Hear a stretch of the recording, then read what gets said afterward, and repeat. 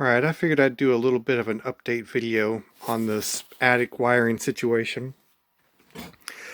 I've got things pretty reasonably tidied up on the most egregious issues that were up here. So there used to be a big 4-square junction box here, this guy here, that was kind of a train wreck. So I got it pulled out and got it all sorted out, and there was a lot of these hallway receptacle circuits that were tapped off of this circuit as well. So I've gotten rid of the hallway circuits, or the hallway receptacles. I'm going to disregard them, or discard them. There's another one. One of the other things that I finally got away from, this impromptu 3-conductor wire that they were using for traveler switching circuits. I dead-ended these individual conductors, so those are no longer in use. I'm just using the actual Romexes themselves in the switching circuits. There's another one of the hallway receptacles. I mean, they were just popped up everywhere. And basically that is the end of the hallway. So that's powered back up at the moment. Everything right now is still on one circuit, but I've got a series of new circuit breakers ordered that are going to be here tomorrow. So what was once on one circuit, 120 amp circuit, is going to be on several. Right now, as far as I can tell, at least 4 different breakers. This guy right here is for a pretty high power air conditioner that sits in the wall space here at the end of the hallway. So that is going to get its own circuit, and I'm going to tie it into a pair of outside lights there. Here was the wires dropping down to a bank of what were 3-way switches. Right now I'm only using one of the 3-way switches to do the hallway lights. The second 3-way switch was for the fans in the hallway, which now I have the fans on a single pole switch at the opposite end of the hallway. There's no reason for all the chaos and fuss with that.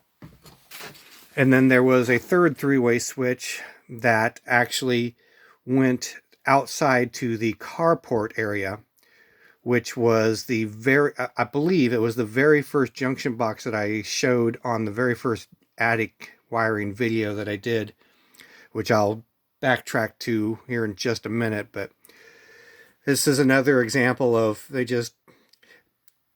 everything was on the same circuit, but the person who did the wiring had felt compelled that he needed to run a separate hot wire or hot Romex to each individual switch. He wasn't able to figure out that he could jumper from switch to switch to switch, or do any sort of splicing on the hot wire in the junction box, or in the switch box down there. So bunch of extra wires there, which kind of worked out as a good thing because I was able to delete those 2 red wires.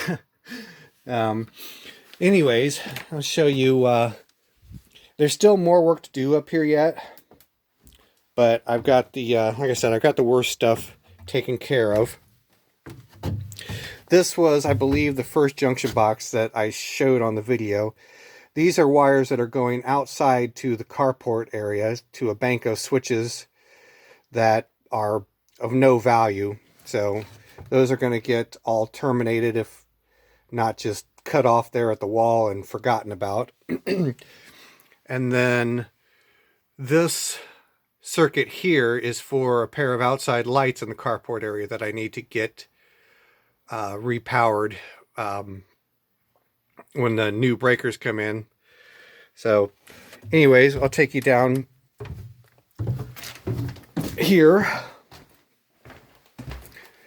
So all the lights are back on again now. I still have one or two wires or Romex cables up there that I'm not sure what they feed, but this is the one of the three-way switches for the hallway lights, and then the second one is the single pole for the fans down the hallway. So, but this isn't even the best part. After watching a video on, who was it? Oh, the Fixer of Broken Stuff. He had built himself a load bank out of some old heating elements that he had gotten a hold of. Well, that got me to thinking. A few years back, I wound up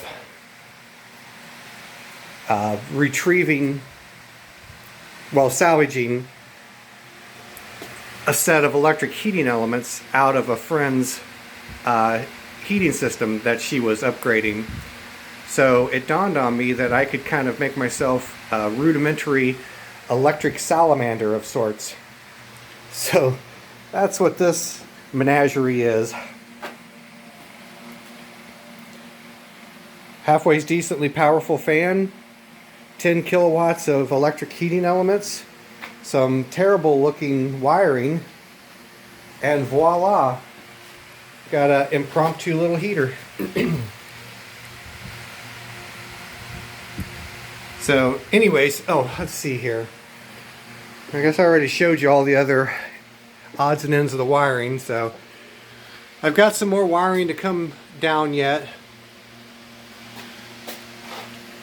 This one that you see hanging here is going to be one of the GFI circuits in the kitchen, which I was able to facilitate there again from the chase that went up behind the medicine cabinet. So I've got one more circuit to go up for that, one circuit to go up to the attic for the AC, and at least one spare beyond that, most likely. So hopefully it's kind of coming to a head, but I couldn't resist putting this thing together. I think I finally got my crummy salamander working halfway decent, running on fuel oil, so I think I can keep it running, but this will help out tremendously also. I've got a bunch of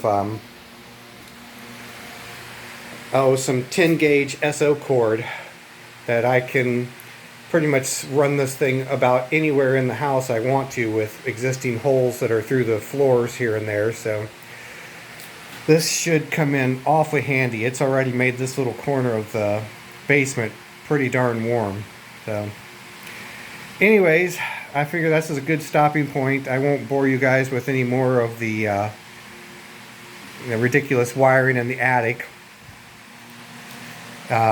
There's going to be plenty more wiring to be done, but I think I've pretty well shown the worst of it. So hopefully I've got a couple of things in the garage for machinist related stuff that I want to make a video of, if I can ever get around to that. It's stuff that I've been messing with over the past couple days or so, and just haven't gotten around to making a video of it. So anyways, I will catch up with you guys later.